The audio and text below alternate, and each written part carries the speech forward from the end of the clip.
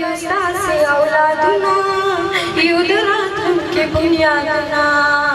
مونږ یو ستاسې اولادونه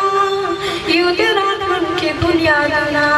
ستاسې نه غواړو موږ حقوق د ننګرهاریانو ښاغلو قدردانو په خیر راغلی په خیر.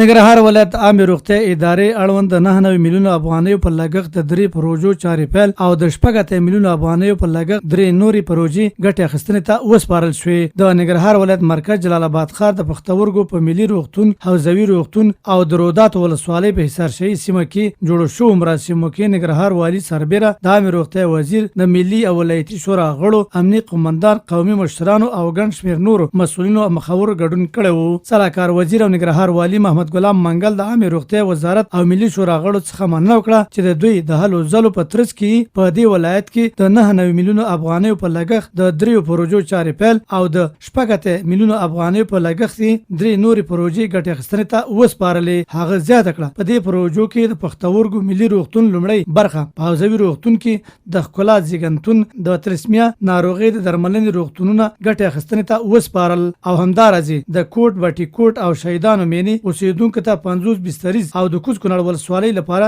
د 20 بستریز روغتونونو او عامې روغتیا ریاست لپاره د ودانۍ جوړولو چارې پیل کړې. هغه ګټې ته د اخیستل شوو پروژو څخه د جدي پالنې او ساتنې او همدارس د نوو پروژو له چارو څخه د څارنې لارښوونه وکړه. ننګرهار والي د ملي سوداګر عتیق الرحمن هډوال او نور هغه کسانو څخه مننه وکړه چې د دوی په مالی لګښت د عتیق الرحمن هډوال په نوم د تلسمیا ناروغۍ د درملنې مرکز او ښکلا زیږنتون جوړ او ګټې اخیستنې ته وسپارل. ښاغلي منګل د مرکزي ادارې څخه غوښتنه وکړه چې دې ولایت ته د زیات شمېر کډوالو د راستنېدو له امله د روغتیايي او پوهنې برخه کې لا زیاته پاملرنه وکړي. د 99 میلیونو افغانیو په لګښت سره پروژې نوې البته کار نن پیل شو چې په هغه کې یو د عامې روغتیا لپاره ودانۍ، همدارنګه په روداتو کې یو 50 بستریز روغتون او په کوز کونړ ولسوالۍ کې هم یو 20 بستریز روغتون یا د ولسوالۍ یو روغتون. د دې چارې نن پیل شوې او همدارنګه د 80 میلیونو افغانیو په لګښت سره پروژې ګټه اخیستنې ته وسپارل شوې چې په هغه کې یو د نښتر د پښتورګو د روغتون کار نن عملاً پیل شو چې البته ودانۍ پخوا تکمیل شوې وه، همدارنګه یو زیږنتون او یو د تلسمیا د ناروغیو د تداوی چې دا دواړه پروژې د خصوصي سکتور لخوا په خپل خوښه البته په دولتانه ډول سره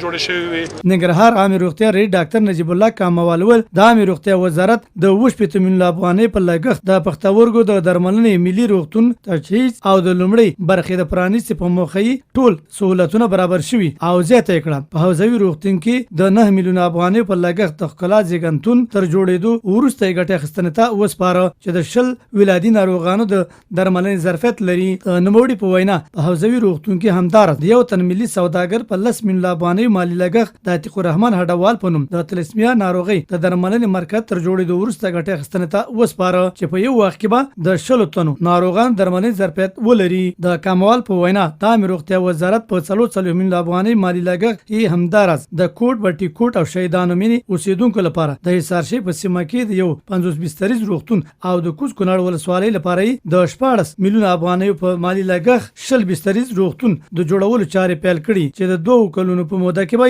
د جوړولو چارې بشپړې شي. د عامې روغتیا رئیس ویل همدارنګه د عامې روغتیا وزارت په 19 میلیونو افغانۍ مالی لګښت د دې ولایت د عامې روغتیا ریاست لپاره په 3 بلاکونو کې د ریاست ودانۍ د جوړولو چارې هم پیل کړي چې د 2 کلونو په موده کې به بشپړې شي. د ولایت شورا مرستیال ډاکټر لال محمد درانی، د ولسی جرګې غړي انجنیر سید اکرام او امیر خان یار او د مشرانو جرګې غړي لطف الله بابت د خپل خبرو پر مهال د یاد پروژو د پیل او پایله عمل خوښي وښوده. خو په دې ولایت کې د نفوسو شمیر ته په کتلو په روغتیايي برخه کې د خدمتونو وړاندې کولو غوښتنه وکړه. زموږ غوښتنه دا ده چې نه یوازې د